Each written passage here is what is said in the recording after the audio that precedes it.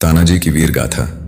वीरता, साहस और बलिदान की जब भी बात होती है तो छत्रपति शिवाजी महाराज के अनन्य साथी सूबेदार तानाजी मालुसरे का नाम स्वर्ण अक्षरों में लिखा जाता है। उनका जीवन त्याग, निष्ठा और शौर्य की एक अद्वितीय गाथा है। तानाजी ने न केवल अपने राजा के प्रति अटूट भक्ति दिखाई, बल्कि अपनी मातृभूमि के लिए अपने प्राणों की आहुति देकर अमर हो गए। यह घटना 1670 की है, जब मुगलों ने कोंढाणा किला अपने नियंत्रण में ले लिया था। यह किला सामरिक दृष्टि से अत्यंत महत्वपूर्ण था, क्योंकि यह पुणे के पास एक ऊंची पहाड़ी पर स्थित था और मराठाओं के लिए यह एक बड़ा खतरा बन सकता था।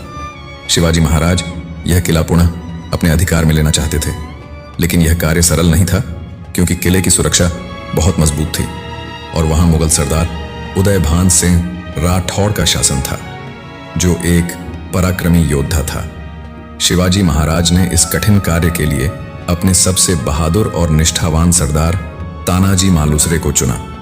जब शिवाजी महाराज ने उन्हें यह जिम्मेदारी सौंपी, तब तानाजी अपने बेटे रायबा की शादी की तैयारियों में व्यस्त थे। लेकिन जब उन्हें किला जीतने का आदेश मिला, तो उन्होंने बिना किसी संकोच के विवाह की चिंता छोड़ दी और कहा, पहले कोंढाणा, फिर रायबा का विवाह।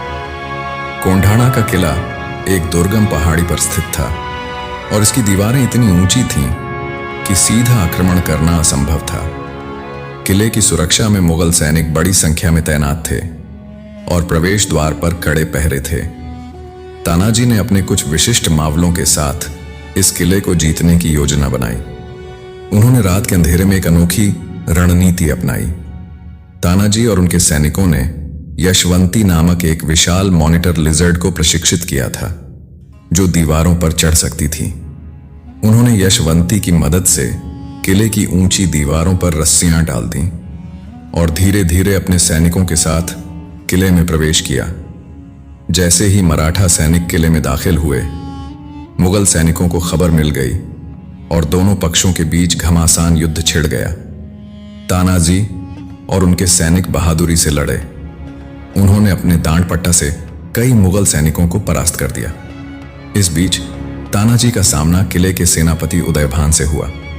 दोनों वीर योद्धाओं के बीच भयंकर द्वंद्व हुआ। तानाजी तलवारबाजी में माहिर थे, लेकिन दुर्भाग्य से लड़ाई के दौरान उनका ढाल टूट गया। फिर भी वे बिना रुके अपनी तलवार से युद्ध करते रहे।